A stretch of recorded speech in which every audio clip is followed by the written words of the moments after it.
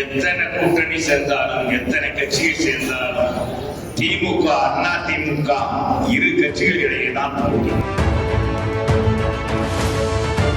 முந்திரி திராட்சை முழுசா இருக்கு. ஆச்சி பாயாசம் மிக்ஸ், ஒன்று வாங்கினால் ஒன்று இலவசம். எல்லா சினிமா நடிகர்கள் எல்லா பேரும் சினிமா நடிகர் கட்சியை நோக்கிறவங்க எல்லா பேருமே எம்ஜிஆரை பத்தி தான், எம்ஜிஆர் போல பார்த்தவங்க. யாருக்குமே பாதுகாப்பு இல்லாம தலைவர்களுக்கு, அரசியல் தலைவர்களுக்கு பாதுகாப்பு. இவ்வளவு மோசமான ஒரு ஆட்சியை நம்ம பார்த்ததே கிடையாது. இப்ப வலைதளங்கள்லாம் அடக்கி போட்டு ஒரு வளைச்சு போட்டு இந்த செய்தியெல்லாம் இந்த தேர்தல் வரைக்கும் வராம பார்த்திருக்காங்க இந்த அரசாங்கம். மேலாக மூடலாம், ஆனா உள்ள அங்க போஞ்சிட்டு இருக்க எல்லாம் நடந்துட்டு இருக்கு. இந்த மாற்றத்துக்கு தான் இன்னைக்கு என்டிஏ கூட்டணி பாரதிய ஜனதா அண்ணா திமுக தலைமையில இன்னைக்கு தமிழ்நாட்டில் பல கட்சிகள் கூட்டணியில சேர. எத்தனை கூட்டணி சேர்ந்தாலும் எத்தனை கட்சிகள் சேர்ந்தாலும் திமுக அண்ணா திமுக இரு கட்சிகள் இடையே தான் போட்டி. இரண்டு கட்சிகள் இடையே. கலைஞர் 1980 நான் சொன்னேன் இல்லையா, 80 சமுதாயப்பட்டுட்டார் அண்ணா இந்திரா. நீ 118 117 சொல்லிட்டீங்க. நாங்க போட்டிட்டோம்னா எங்க சீட்டு கம்மியாகி உங்க சீட்டு கூட வந்துருச்சுன்னா, சட்டமன்ற உறுப்பினர் கூட வந்துட்டாங்கன்னா யார் முதலமைச்சர்? நாங்க எப்படி போய் நான் பரப்புரை பண்ணுவது? எம்ஜிஆரை எடுத்து பரப்புரை பண்ணணுமே, பேசணுமே தேர்தல்ல.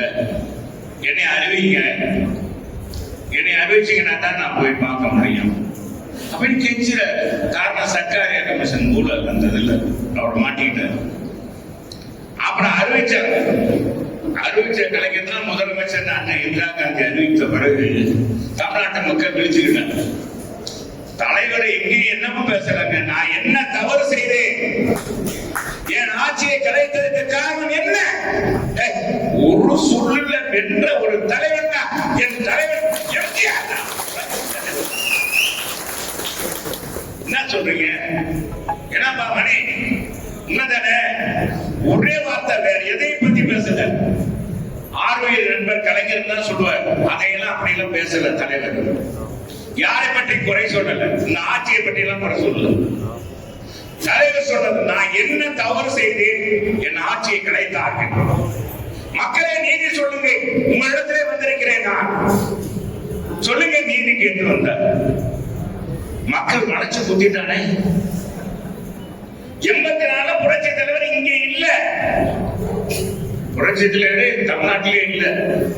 சோமநாத ஆஸ்பத்திரியில அப்போ புருக்லின் மருத்துவமனையில அமெரிக்காவில் சேர்க்கப்பட்டிருக்காரு.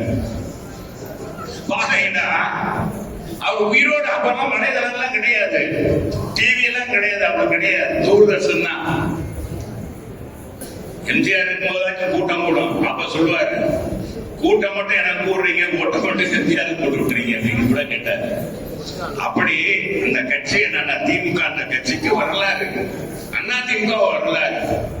அம்மாவும் அதே மாதிரிதான் ஒரு பெண்ணாக இருந்து எத்தனை ஆண் வர்க்கம் அரசியல்ல கோல வச்சுக்கிட்டு இருக்க இந்த நேரத்துல அகில இந்திய தலைவர்கள் யார் வேணாலும் எப்படி வேணாலும் வந்துடலாங்க.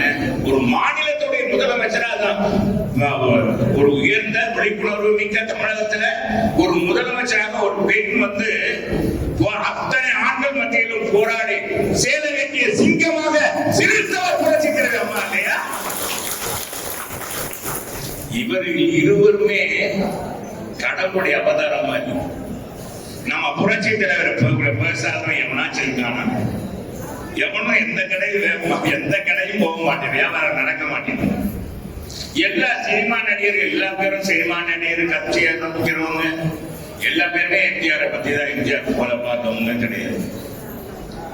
யாராச்சும் இன்னைக்கு உதயநிதியா இருக்கட்டும், ஸ்டாலினாக இருக்கட்டும், முதலமைச்சரா இருக்கட்டும், நம்ம முதலமைச்சரா இருக்கட்டும், எங்க அப்பா ஆட்சியை கொண்டு வரணும்னு சொல்லியிருக்காரா? சொல்லுங்க, யாராச்சும் சொல்லுங்கப்பா. சொல்லியிருக்காரா? ஏமா சொல்லியிருக்காரு, மீனா சொல்லியிருக்காரா? எங்க அப்பா ஆட்சியை அமைப்பேன் சொல்லியிருக்காரு. எப்படா பிரியாணி போடுறீங்க? அவரை ஒருத்தர் நான் கலைஞர் ஆட்சியை கொண்டு வருவேன். எங்க அப்பா 3 முறை ஆட்சி செய்தார், எவ்வளவு தூய்மையாக ஆட்சி செய்தார், என்னென்ன திட்டங்களை கொடுத்தார், அது மாதிரி செய்வேன்னு சொல்றாரா? அவரும் சொல்ற எங்க பெரியப்பா எம்ஜிஆர். முந்திரி திராட்சை முழுசா இருக்கு. ஆச்சி பாயாசம் மிக்ஸ், ஒன்று வாங்கினால் ஒன்று இலவசம்.